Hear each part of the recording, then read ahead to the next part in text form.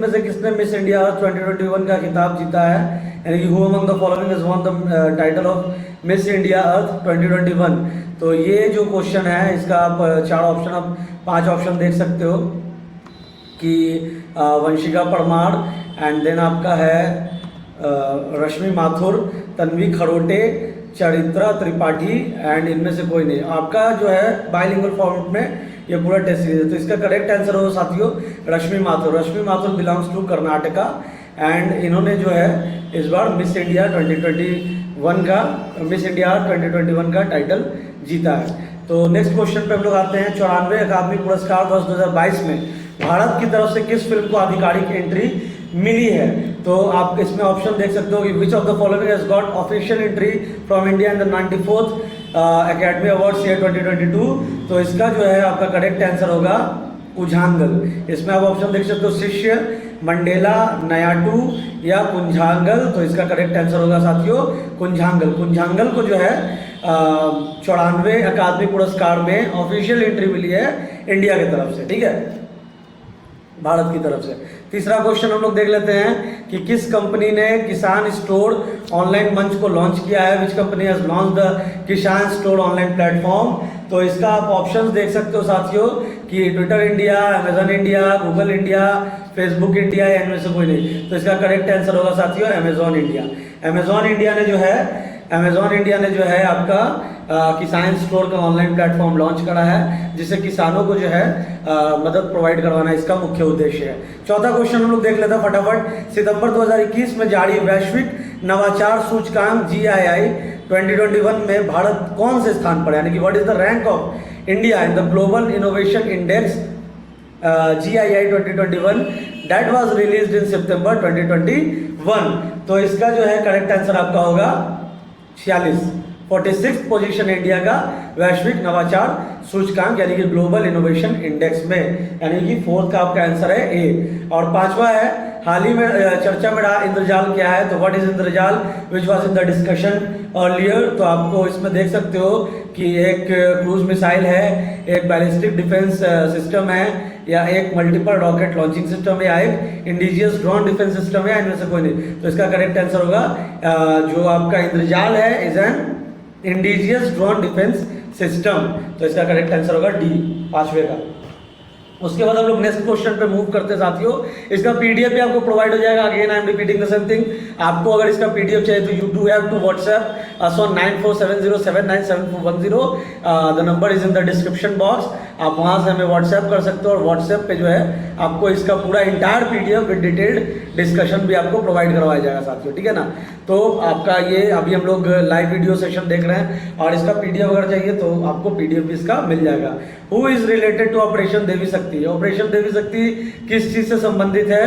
तो ऑक्सीजन की आपूर्ति, या कोरोना के अफवाह को रोकना, या अफगानिस्तान से भारतीय नागरिकों को निकालना, या रूस से भारतीय नागरिकों को निकालना। तो इसका करेक्ट आंसर होगा साथियों evacuation of Indian citizens from Afghanistan. जैसा कि हम लोगों ने देखा कि अफगानिस्तान में तालिबान के शासन के बाद वहाँ पे स्थिति काफ़ी ज़्यादा भयावह हो गई थी।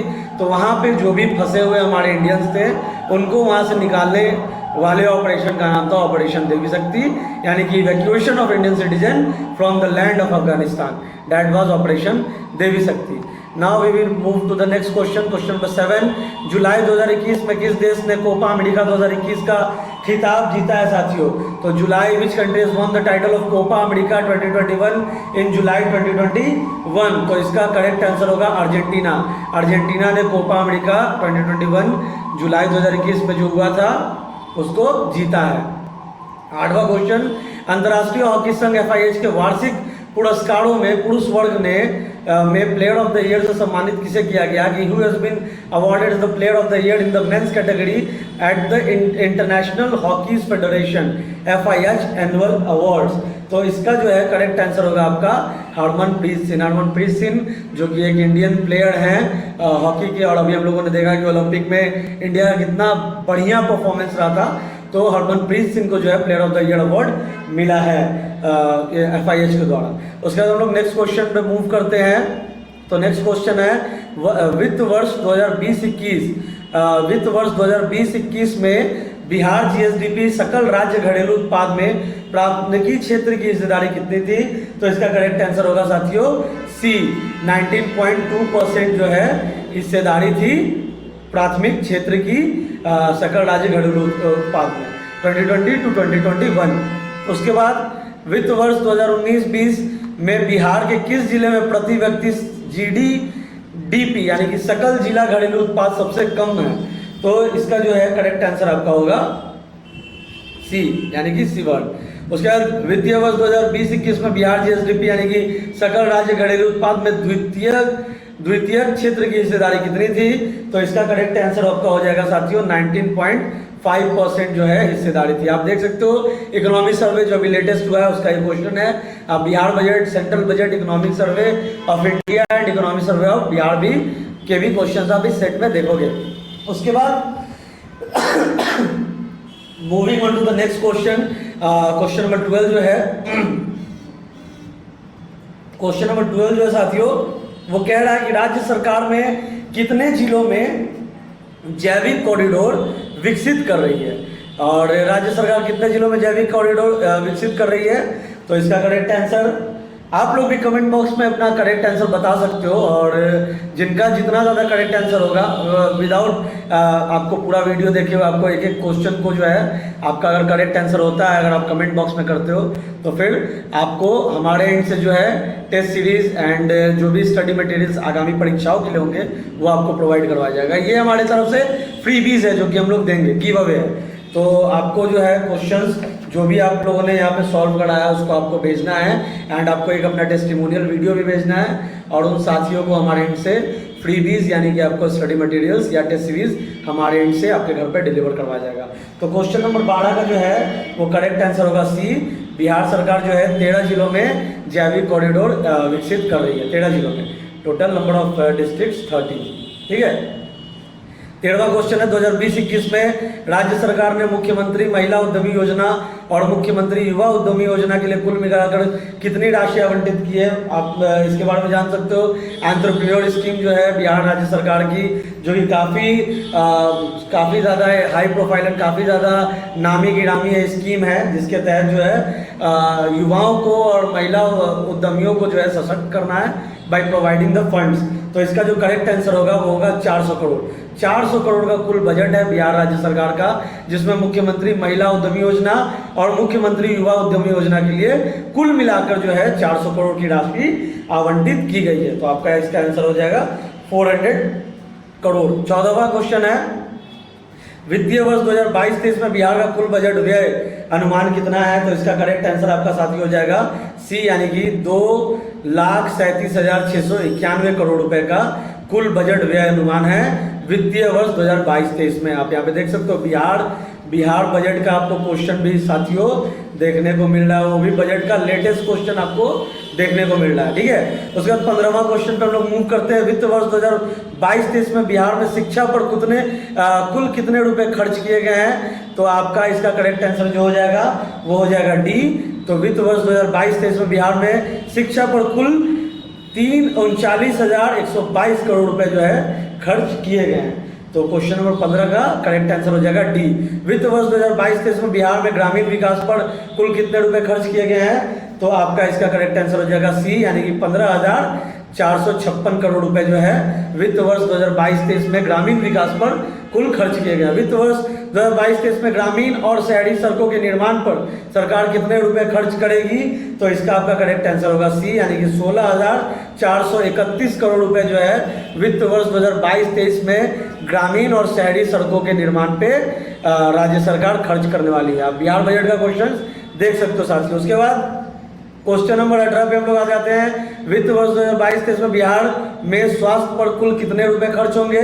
तो वित्त वर्ष 2022-23 में जो है स्वास्थ्य पर बिहार सरकार जो है अपनी वो 16,134 करोड़ रुपए खर्च करेगी। तो करेक्ट ऑप्शन इज ए। वित्त वर्ष 2022-23 में बिहार में कृषि पर कुल बजट का कितना प्रतिशत खर्च किया जाएगा?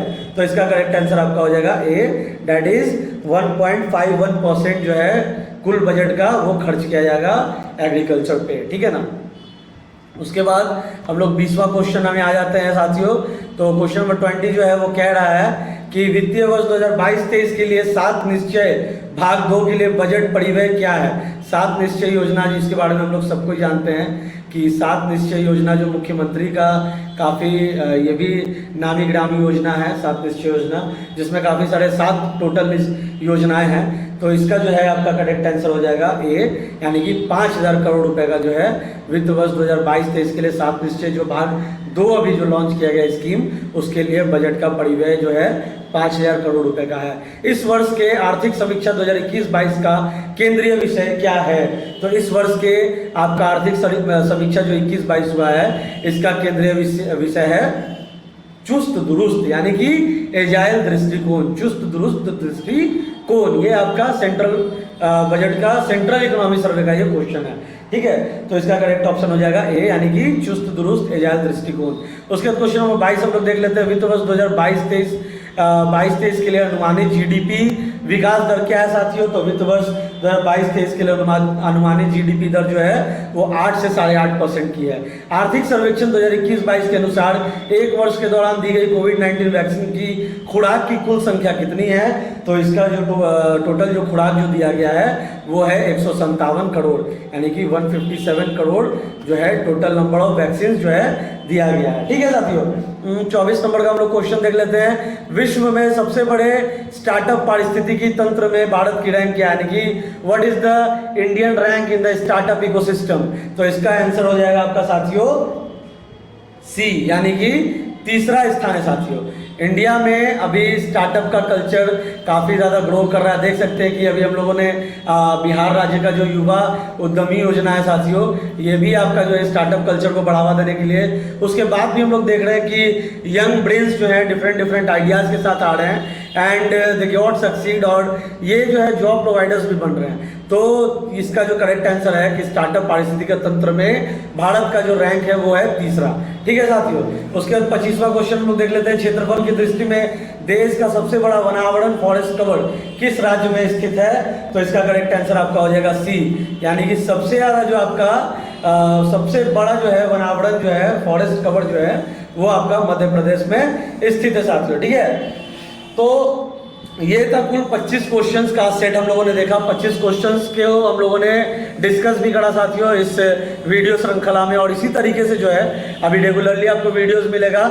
आगे हम लोग हिस्ट्री के, पॉलिटी के, इकोनॉमिक्स के, बिहार स्पेशल के क्वेश्चंस को देखेंगे जो कि एकदम इंपॉर्टेंट है for the upcoming BPSC prelims examination. And सारे कंटेंट, सारे जो भी टॉपिक, सारे जो भी क्वेश्चंस हैं वो एकदम लेटेस्ट पैटर्न पे हैं। 1 अप्रैल 2022 तक का लेटेस्ट अपडेट, यानी कि अभी तक जो भी इंस्टीट्यूट या जो भी मार्केट में टेस्ट सीरीज अवेलेबल है उसमें ये सबसे लेटेस्ट टेस्ट सीरीज जो है साथियों आपको स्टूडेंट साथी के द्वारा प्रोवाइड करवाया जा रहा है। और यही वीडियो श्रृंखला जो है कंटिन्यू अभी एग्जामिनेशन तक चलेगा साथियों। तो hope you like this session.